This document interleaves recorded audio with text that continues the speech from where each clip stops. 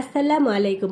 Bangladesh military museum মানে সামরিক জাদুঘর নব থিয়েটারের পাশে আর বিজয় সরণির মোড়ে ওই যে সব ভিডিও শেয়ার করেছিলাম না মিউজিয়ামের ভেতরের ভিডিওগুলো। তো বের হয়ে নিচতলা দিয়ে বের হয়ে আমরা বাহিরে এসে এই জায়গাটা কিন্তু খুব সুন্দর। পাশে কিন্তু থিয়েটার আছে, তো ওই দিকে আর যাইনি, আগের বার দেখেছিলাম। তারপর আমরা পাশে রেস্টুরেন্ট ছিল, ওইখানে খেয়ে তারপরে খাবারগুলো ভালো, মান ভালো, কিন্তু টেস্ট ভালো না, লবণ একটু বেশি হয়েছে। আমি আবার বলে আসছি যে আপনাদের খাবারের লবণ অনেক বেশি হয়েছে। তারপরে বের হয়ে এই জায়গাটা দেখলাম, এই জায়গাটা কিন্তু খুবই সুন্দর, আমার কাছে এই জায়গাটা অনেক ভালো লেগেছে।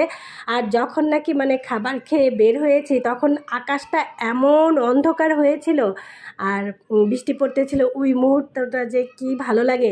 আসলে গ্রামে গেলে না ওই বৃষ্টি আসার আগে যে সৌন্দর্য ওগুলো উপভোগ করা যায়, শহরে তেমন একটা বোঝা যায় না। তারপর মিউজিয়ামের ভেতরে আপনাদেরকে একটা কথা, ইম্পর্ট্যান্ট কথা বলে দেই।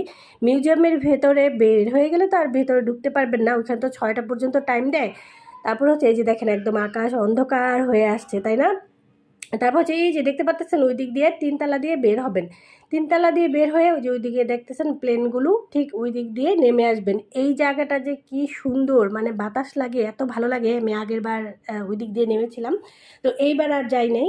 তারপরে এই যে ওই দিক দিয়ে দেখতেছেন প্লেনগুলো দেখা যাচ্ছে, ঠিক ওই দিক দিয়ে 3তলা দিয়ে বের হবেন, নেমে রেস্টুরেন্টে যাবেন, কিছু খাবেন, তারপর টিকিট কাটবেন। আর্ট গ্যালারির জন্য জনপ্রতি 200 টাকা করে। আর্ট গ্যালারিতে ঢুকে এইটার ভেতরে মানে একদম মাটির নিচে এটা মিরর, যেটা ম্যাজিক মিরর, যেটা আমাকে অনেকে জিজ্ঞেস করছেন এটা কোথায়, এটা কোথায়।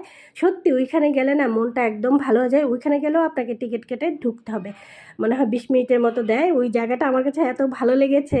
আর আর্ট গ্যালারির অনেক ছবি আমরা মানে তুলেছি, ওগুলো আমি শেয়ার করতে পারি নাই। আর ওই মানে আর্ট গ্যালারিতেও ভালো লাগে, ছবিগুলো অনেক সুন্দর আসে। এই ম্যাজিক মিররের ভেতরে যেদিকে তাকাবেন সেদিকে শুধু আপনাকেই দেখবেন, অনেক ভালো লাগে। আজ এই পর্যন্তই, ভালো থাকবেন, আল্লাহ হাফেজ।